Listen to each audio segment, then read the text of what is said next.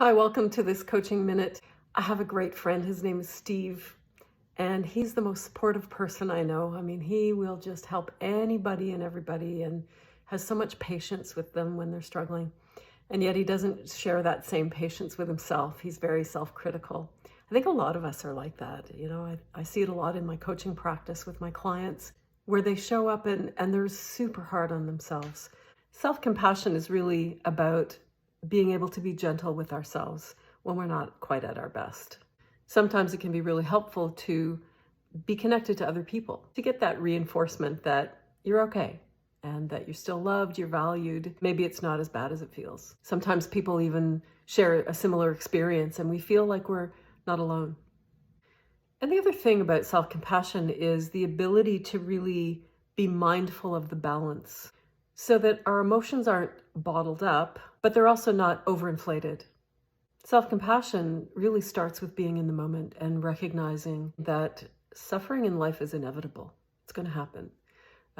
We are going to feel triggered by, our own inability to do something or shame about a perceived shortcoming. We all have that at some point.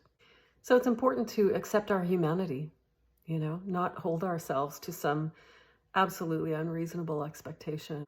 I wrote about self-compassion in chapter 3 of my book, Coaching Life, and I'd like to offer you this practice. Take some time with it and do some reflection, do some journaling on it. It can really help when you're kind of in the habit of beating yourself up. It's called Listen for Your Compassionate Voice. And what you do is divide a page into 3 columns.